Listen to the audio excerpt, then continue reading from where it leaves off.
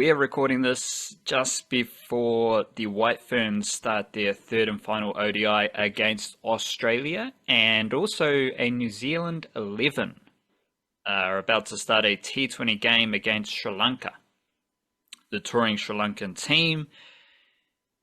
And we just got a Blackcaps T20 and ODI squad, plural, squads, for their series against Sri Lanka. So, and of course we've got Super Smash cricket coming up. The Blackcaps squad to face Sri Lanka, let's go through it name by name. Mitchell Santner, Michael Bracewell, Mark Chapman, Jacob Duffy, Zach Foulkes in for the T20s, Mitch Hay, Matt Henry, Bevan Jacobs in for the T20s, Tom Latham, Big Donny ODI status, ODI only status, Daryl Mitchell, Will O'Rourke ODIs only, Glenn Phillips, Rachin Ravindra, Tim Robinson T20s only, Nathan Smith, Will Young ODIs only. This squad mixed in with the New Zealand 11 that is currently playing. Of course, the New Zealand 11 also has Bevan Jacobs in it. So Bevan Jacobs has got some overlap between these two squads, and that's good T20 stuff for Bevan Jacobs. I think we're talking on Thursday, where I said that Bevan Jacobs will play for the Blackcaps this summer. You seem to disagree. First squad of the summer, we got Bevan Jacobs in a T20 squad. So the youngsters involved in this white ball tour against Sri Lanka: Zach Foulkes, Mitch Hay, Bevan Jacobs, Will O'Rourke, Rachin Ravindra, Tim Robinson, Nathan Smith. That is a very exciting group of young Kiwi cricketers. But then you go into the New Zealand 11 and it's equally as exciting. Obviously you got Bevan Jacobs and you got Joe Carter. Joe Carter, veteran for Northern Districts, who is captain of the New Zealand 11. He hasn't played this summer yet, and he is joined by Henry Shipley and Ben Lister in playing their first proper major top tierish game of cricket this summer for the New Zealand 11. So that's good for them. The other players in this New Zealand 11: Adithya Ashok, Muhammad Abbas, Matt Boyle, Kartine Clark, Christian Clark, Matt Fisher, Callum McLaughlin, and Raunag Kapoor. Kapoor is the only player who has not played top-tier major domestic cricket yet. Hence why he's the only one in that squad I'd never heard of and was going to ask you about. Exactly. He is a Hong Kong international. Not the first to play for the Blackcaps. And he's actually he's quite similar to Mark Chapman in the sense that he is, I think he's a bit more hearty Hong Kong. He's a bit more of a Hong Kong trooper. So I'm not 1,000% sure that he is going to pursue Aotearoa eligibility. He may do.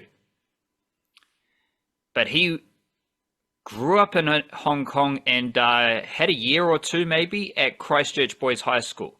So like Mark Chapman, he is a Hong Kong international. Geez, just had a bout of hay fever or something crazy just coming in there. Need to do another sniff, hold on. The Kapoor, Mark Chapman went to school at King's College in Auckland.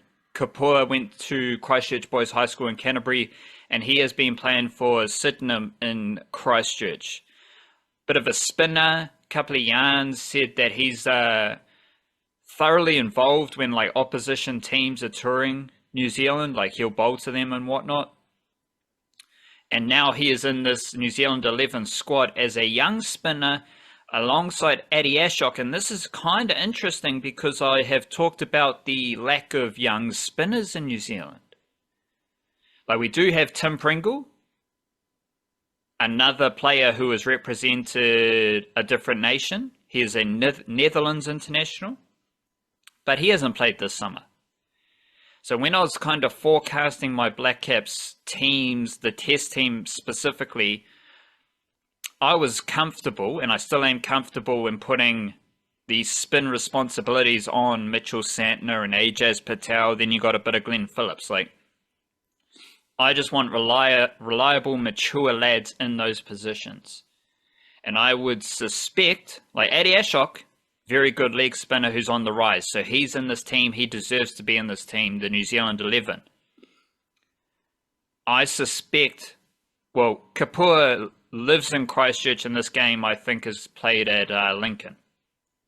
So it's nearby. So he's around. But I also think there is an opportunity to give a young spinner this opportunity alongside Ashok. Now, Kapua hasn't played for Canterbury yet. So they obviously see potential in him, but this is at a time where there is like a bit of a lack of young spinners. Auckland, like Super Smash coming up, right? You got Ashok at Auckland, but you also got Louis Delport. Northern Districts, you got the Walker brothers. Santner plays for ND. There's not necessarily a young spinner there, aside from Pringle, who is out injured. Central Districts are going to have Jaden Lennox and Ajaz Patel, two older, mature players. Wellington, Peter Younghusband, another older, mature player.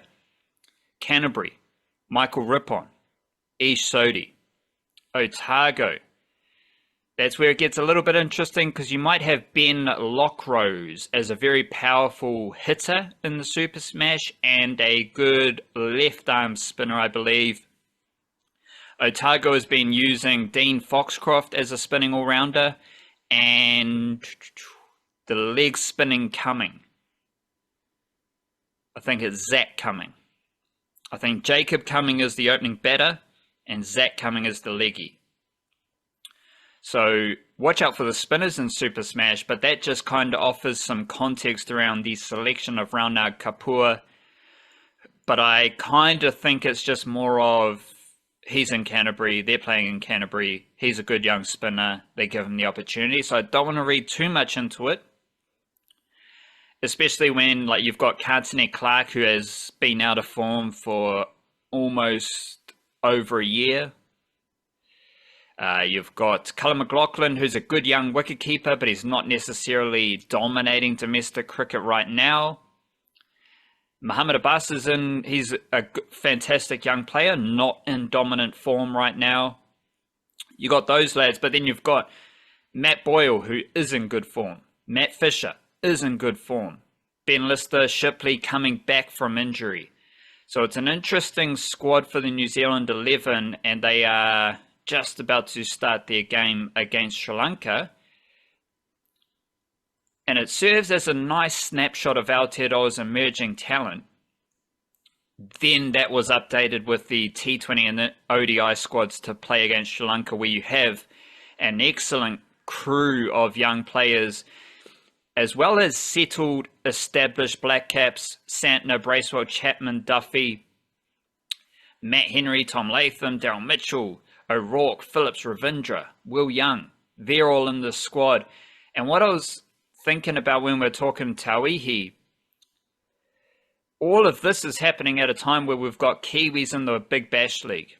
Adam Milne, Lockie Ferguson, Tim Seifert. Obviously, we got the casual contract brothers, the brethren, the casuals, Kane Williamson and Devon Conway, who are off to South Africa. One of them might not return. Who knows? We got blokes out injured. Kyle Jamieson still on the rehab trail. Ben Sears is still coming back from injury. So these squads and this kind of general view that we have of the Blackcaps right now, fascinating. I love it. You got a lot of young talent that deserves their opportunity across the New Zealand 11 and these squads to play against Sri Lanka. Yeah, a few different things that spring out from that. I did look at the when I was looking through that, what do you call it? The New Zealand 11 team. So they picked 12 players, and one of them has never played first class cricket, and the others are all sort of established like New Zealand A kind of level players or pushing for that. And this is their sort of first, a couple of them is their sort of first glimpse of that kind of representation, but it's not out of the blue kind of thing. That's does I did get the same idea of it's what was his name, Kapoor. So I did get the impression that he was probably there to be 12th man specialist fielder and gather up some experience from some players Well, it is in the direction a he's aiming for, it's a tour game. but it is a tour game and therefore they might have played 12 people. Well, it says Like, here, Sri Lanka does it? Tour New Zealand T20 match in brackets, 12 players. Okay. Well, in that case, that first impression was wrong, and they have actually picked him to have a decent crack. So those that'll mean it's not for stats. So that's always a little bit of a shame because I do like to see it when you look through guys' records and then you see the teams they played for, and when you actually get like first class and list A, you know, milestones and stuff being added from these types of games. I think it puts the right kind of emphasis on them to make them a bit more competitive rather than just the going through the motions to get ready for a tour. But of course, it is there not really in service of the New Zealand 11. It's there in service of the Sri Lanka team that's touring. So, as it is. That's all interesting. That's all fascinating stuff. The Blackcaps squad had a couple of little notables as well that really kind of stuck out. One of them, congratulations on the Bevan Jacobs dot. So wouldn't say I had it ruled out after he got the IPL gig. That did put him very much in the Blackcaps scene, but I wasn't expecting it quite so soon. But there you go, especially after I saw him in the development team, the New Zealand 11 team. It's like, well, he's probably in that instead of the other, but nah, sweet as good. He just play heaps of T20 cricket. That's all cool stuff. Anything on Bevan Jacobs before I chuck out my? I think I got two other very interesting points from this squad, or three actually.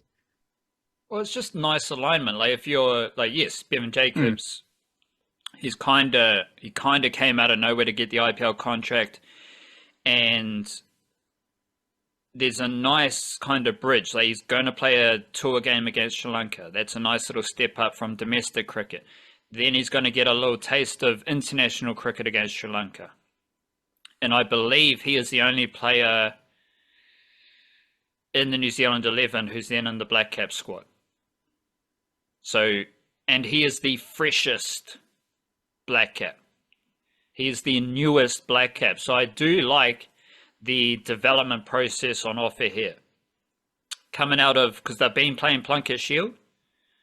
So coming out of Plunket Shield, get a T20 tour game to your name, then step up for T20 internationals against Sri Lanka over the space of a week. It's a nice little elevator, nice little escalator for Bevan Jacobs in the Black Caps pipeline. it is, and for well, yeah, for him in particular, because we can see that he's on that elevator heading a few floors up compared to some of the other guys. But their time will come as well, and it's just a nice like. I've said it a few times before, but when they cut the Plunket Shield down by a couple of rounds, it was a very obvious bummer. But then when they actually used that sort of resource to redistribute towards more New Zealand A and development type stuff, including some overseas tours, has proved to be a pretty useful thing for Kiwi cricket. And the way you see a lot of Black Caps moving through, yeah, that elevator up one floor might be. Floor one might be, I don't know, 19s cricket or something, and then floor two is domestic A's, and then up another step to domestic cricket itself, and then there's the New Zealand A and the development 11 type things, and then you've got maybe a cheeky Black Caps away tour to Sri Lanka or Bangladesh or something like that. Then you got a home summer type stuff, and yeah, this is all good The stuff. just the train spotter in me would has to point out also that one of the floors is like Hawke Cup type of cricket. Sure, I yeah. don't know the names off the top of my head of these competitions, but you're playing, Bay of Plenty against Northland. You're getting Hawke's Bay against Canterbury Country or whatever it is, like North Otago versus these teams. Like that is another little step that is Yeah, who cares? Keep going. Yeah, above club cricket but below domestic cricket kind of thing is a bit of a bridge there. Unless you are that Hawke's Bay team who the other day played with they had Neil Wagner and Trent Boult in their team. So I don't actually know how they tracked in that That's probably game Bay more of than those Plenty, ones, not but Hawke's Bay. sorry, Bay of Plenty, you're right, it was. Right. I got the Hawks Cup thing, I think, in my head there and merged the two somehow. Um, Podcast things. What else was I going to say about that Black Cap squad? One player who isn't there, well, first of all, a bunch of players who are there, all from that test squad, and from the previous test squad, and from the previous test squad, from this big sort of, uh, you know, collision of test cricket that they've had recently. I was really expecting Daryl Mitchell, certainly. I considered it for Glenn Phillips, though he's a bit younger and a bit more of a um, just like quite an essential player in the limited over stuff. So I wasn't so certain about him. But I thought maybe Richard Ravindra as well might be another one who might be in for a break. Matt Henry certainly. It was just, no, they're basically all there except for the guys who have actual gigs playing. And well, in fact, there's a level before. Again, there's a floor between those floors as well. Like it's not that they've got gigs at overseas T20 things; it's that they don't have Black Caps contracts currently. Those are the guys who aren't there, um, including Tim Southee isn't there, and there's no mention of him in the thing. So where he's initially said he was just retiring from tests and it was a sort of we'll see about the other stuff, which generally when they say we'll see means I'm probably retired from that as well. Like, they don't tend to hang on too much longer once the thought is in the head kind of thing. Um, but yeah, no Tim Southee in the squad and no mention of Tim Southee. I was talking about this with someone the other day who said that they heard him in a interview thing sort of implying that he was probably just going to stop playing all cricket, but I didn't see that and I couldn't find that, so I don't know if that's true or not. But it is probably worth noting that he's not there and maybe has just taken a break, or maybe he might just be done from all forms of international cricket. We'll find out. I don't know. It felt like a big farewell thing in the last one, but then I don't know that he's ever actually officially retired from this other stuff. Of course, one guy who is taking a big break after, well, for this series after a big hectic run of Test cricket and a few away tours. Kind of the only one who's taken a break is Gary Stead. Gary Stead's having a little rest up, which means that Luke Ronke takes over as the main coach, which means that batting thing has been left open. And who's taken over the temporary batting coach status for this tour? It's Craig McMillan, the wizard, the man who rebuilt the confidence of the White Ferns batters. Now going to try to do the same thing with the Blackcaps, who oversaw the Blackcaps' best ever period of Test batting while he was the coach of the while he was the batting coach previously with this team, who therefore won't be in the commentary box, unfortunately. So we'll have to make up our own what a shots that is. But I'm sure there'll be a lot of what a shots that is, given his record as a batting coach, and he is stepping in temporarily as as Luke Ronke's replacement, so that Luke Ronke can be Gary Stead's replacement just for this cheeky little Sri Lankan tour. So it's a few little sliding doors. I was really expecting a lot more rests and rotation stuff from the Test squad, but in the end, the only ones we got are the guy who's retiring and the coach. So what do you know? And of course, the two non-contractees who are going to South Africa.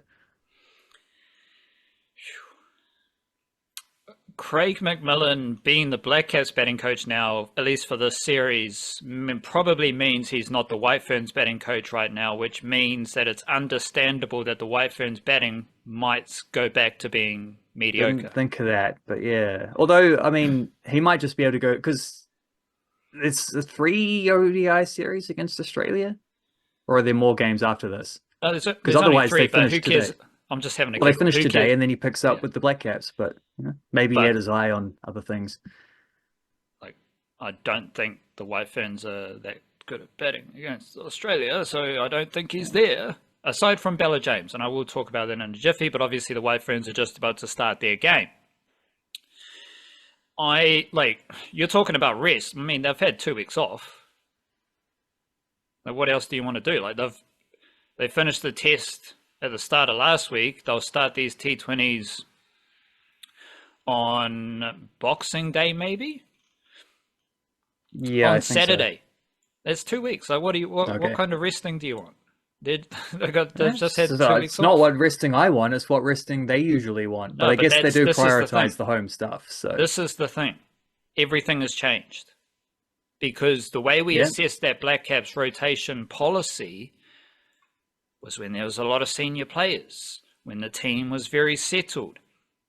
So we can't take forward those ideas. We can't assume, like, you know, what we're talking about, the Black Caps culture and giving players faith and all this stuff. That comes from a previous cultural era, a previous era of Black Caps cricket. previous selector as well. And now we have a situation, speaking of a new era, where who cares about the players that aren't there? Like, there's a lot of players in the BBL. You got players going over to South Africa. A lot of the, I was going to say something more aggressive. A lot of the cricketing media, a lot of the New Zealand media will talk about the players who aren't here, the players who aren't playing Super Smash, the players who are not playing for the Black Caps. Who cares? Because I look at this Black Caps team and we have a lot of young talent. We have very good cricketers playing for New Zealand. That's all I care about. There's high level, like all the players you're thinking about resting, who have had 2 weeks rest, they're here and they are ready to represent New Zealand. Okay, we don't have Adam Milne. Okay, we don't have Lockie Ferguson. I mean, we got Will O'Rourke. We got Nathan Smith. Henry Shipley's coming back. Ben Lister's coming back. Who knows? Kyle Jamieson bowled a few overs as well. Okay, we don't have Tim Seifert. All right, whatever. Okay, Devon Conway, the best batter in the whole wide world. He's ditched his Black Caps contract to go play in South Africa. That's a bummer. Yeah, we've got a 22-year-old who just got an IPL contract and absolutely smashes the ball. And after that, he's consistently churned out Plunkett Shield runs. Anyone listening, and I'll say it even stronger to you, Nico, who cares about prepare myself? Who cares about the players who are not here?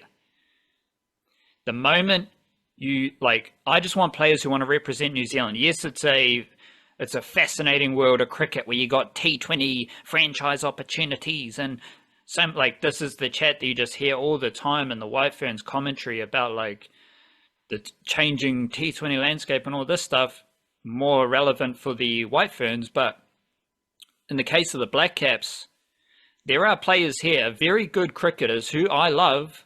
Zach Folks, Mitch Hay, Bevan Jacobs, Will O'Rourke, Tim Robinson, Nathan Smith, Will Young, and so on and so on. They want to represent New Zealand. They are here to represent New Zealand. And they are very good. Maybe Will O'Rourke is better than Lockie Ferguson,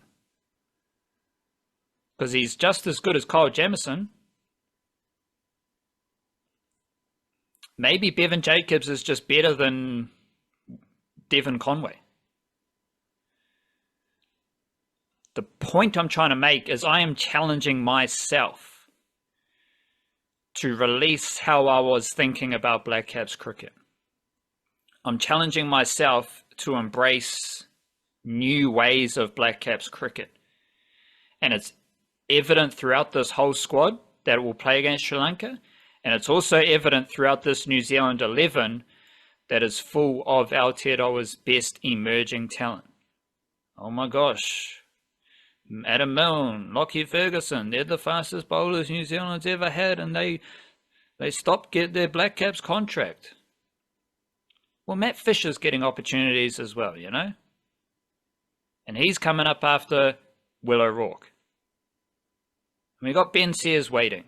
Oh my gosh, we need a lefty. Ben Lister's right there. Oh my gosh, we need another 2-meter seamer. Where are they going to come from? Henry Shipley's there, Kyle Jamieson's there, Will O'Rourke's there. You know, like there's a lot of talent, but it's also nicely mapped out through these teams. And I'm pretty excited for this little phase of this tour of Sri Lanka, just because of the mix of talent that we have here. Most of the youngsters are in the T20 squad. Foulkes, Jacobs, Tim Robinson, very aggressive opening bat. Oh my God, Finn Allen. Where's Finn Allen? The demise of New Zealand cricket, Finn Allen. He gave up his Blackcaps contract. Tim Robinson does the same thing. Might be less good right now, but he does the same thing, and he only wants to represent New Zealand.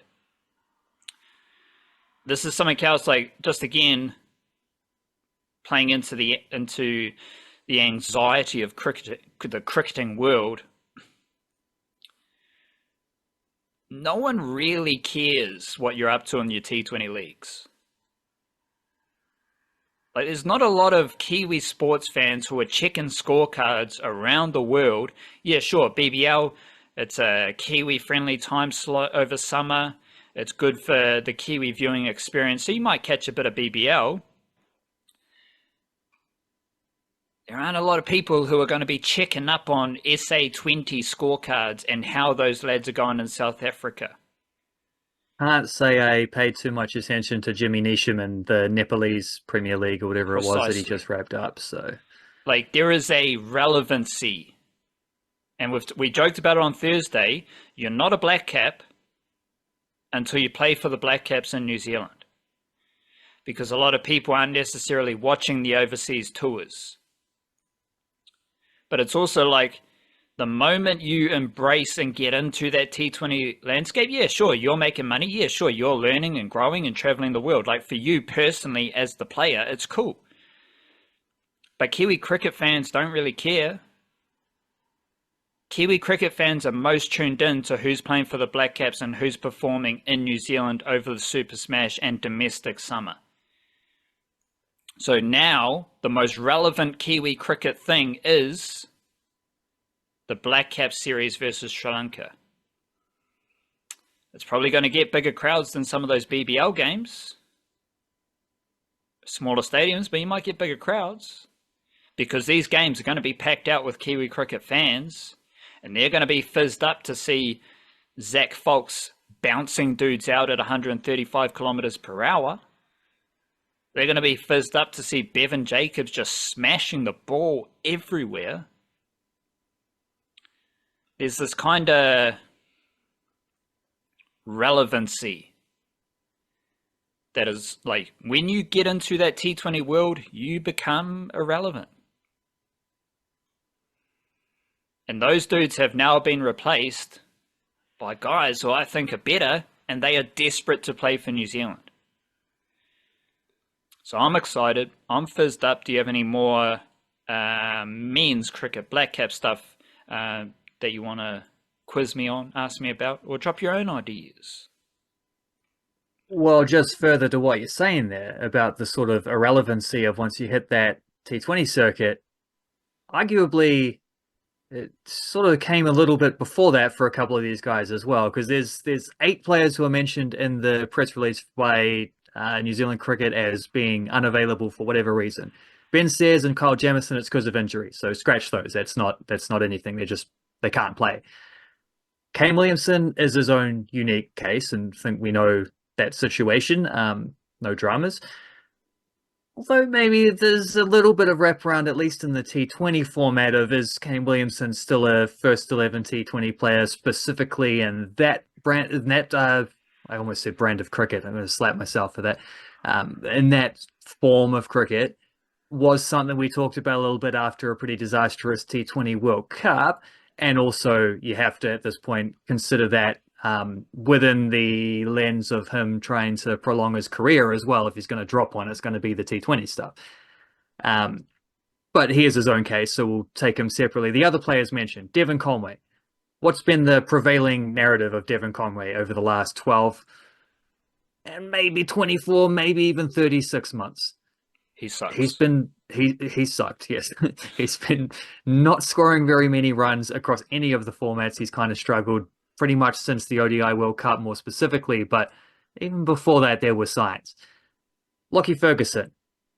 I remember a point of Rocky Ferguson where suddenly he wasn't taking that many wickets. I can't remember whether it was ODI. I think it was ODIs leading up to the ODI World Cup. He had had like a 12-month period where, yes, in and out with injury, probably the main factor, but also wasn't taking as many wickets as he once was. Finn Allen, very hit or miss, had a terrible T20 World Cup. Sort of, I won't say he dropped off necessarily. I'd say he never quite found the consistency. Well, that's kind of the same thing in its own way. Adam Milne, a little bit more because of injuries, but he's had so many injuries that he's always in and out of the team. Never at any point being able to be just like a regular for an extended period of time because he's always hurt. And Tim Seifert, he's been selected, he's been dropped, he's been recalled, he's been dropped. You know, he's not been like none of these guys were deserving of undisputed first 11 or even first 15 kind of like tournament squad, like extended squad kind of selections. None of them were guaranteed that based on their performances. All of them had wobbles. And then they jump on the T20 circuit as their wobbles are happening or just after their wobbles are happening. I don't think that's coincidental either. And when they do that, the cricketing media, the New Zealand media, tells us how detrimental and concerning it is for New Zealand cricket.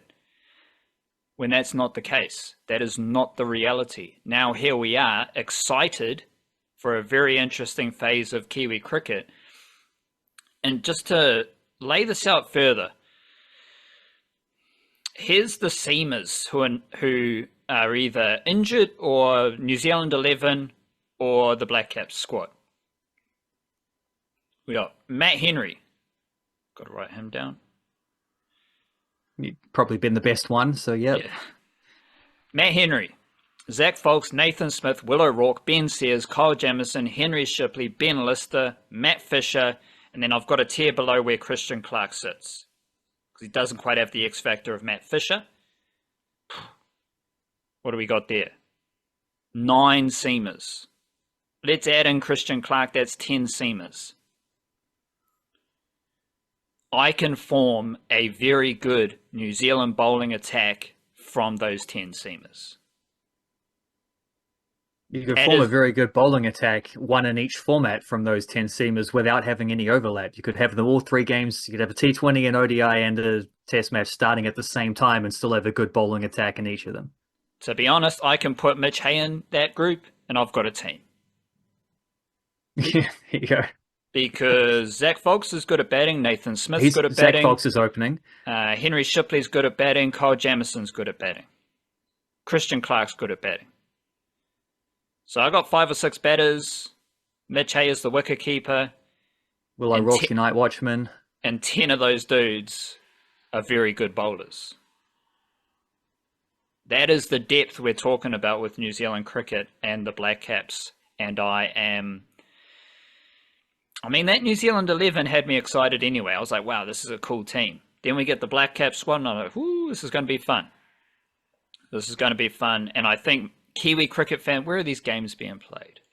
They may pull That's a good question. Sri Lanka tour of New Zealand. Mount Maunganui, otherwise known as Tauranga, where the Tauranga Whai come from. 2 games at Bay Oval. Saxton Oval, Nelson. Last time the Blackcaps were playing in Nelson, packed crowds for a random game against Bangladesh. Basin Reserve, Seddon Park, Eden Park.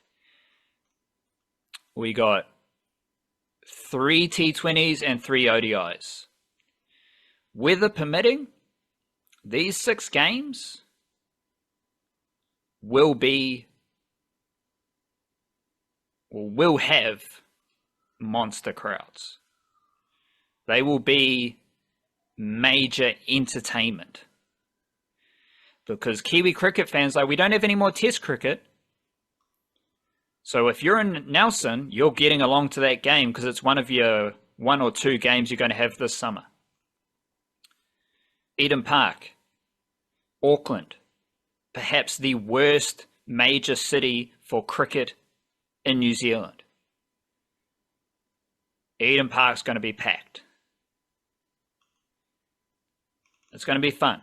Blackcaps versus Sri Lanka. Might try do a preview tomorrow.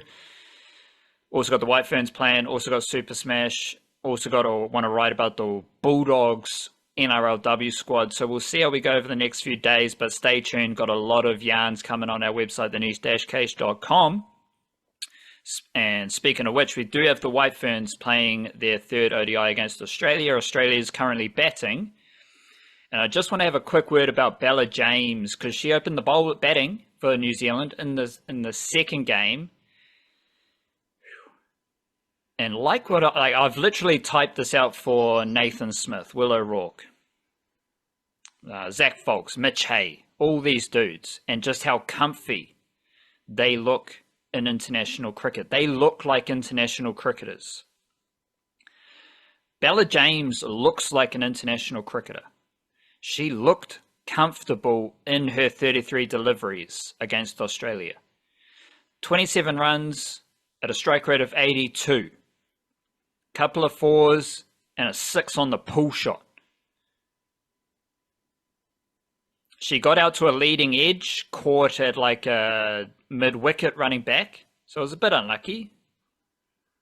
But considering how the other White Ferns have batted this year, have batted in the World Women's Championship, that was a very exciting start to Bella James's international career. Everything I've seen of her in HBJ Shield was there on display in her 33 deliveries against Australia. And this is something I wrote in today's newsletter. This year in ODIs for New Zealand, 17 players have played, 16 have batted. There's only 4 who have strike rates over 80. Bella James has started her career as one of them. So we've got Leah Tahuhu and Jess Kerr, who are both over 100 strike rates, and they're averaging 15 and 9.8 respectively. Sophie Devine's got a strike rate of 94, averaging 41 this year. So that's very impressive for Sophie Devine. Like everyone else, these are the batters who are below 70 strike rates ahead of the third ODI against Australia. Brooke Halliday, Amelia Kerr, Maddie Green, Susie Bates. Plymmer is 70.5. Izzy Gay's 66. Lauren Down is batting down the order for the White Ferns in what must be some sort of attacking finisher role. This year she's got 44 runs, averaging 8.8 with a strike rate of 45. Lauren Down's faced 98 deliveries and she's hit 3 fours. Bella James hit 3 boundaries in 33 deliveries. Lauren Down has hit 3 boundaries in 98 deliveries. I don't know how the third ODI is going to play out, but Bella James in her first game for New Zealand showed that she can add something to the White Ferns. She can add value to this team just by being confident. She looks confident with her strokes. She's aggressive, and there's just so much intent chat. I just want to play with intent, as opposed to what? You got no intention behind your actions? You're just doing it willy-nilly? You're just playing a forward defensive because you got no intention? You're just having a swing because you got no intention? Everyone plays with intent. I'm recording this podcast with the intent to talk shit about New Zealand sport. So just chill out with the intent, whatever. But Bella James looks confident. She looks excited. She looks aggressive. There aren't many other White Ferns right now who look that confident. And Bella James showed it in her first game. And I think she's going to be someone to watch out for in the Super Smash coming off this White Ferns action. Because she could just dominate the Super Smash. Of course, it's cricket, so it might go the other way. You never know.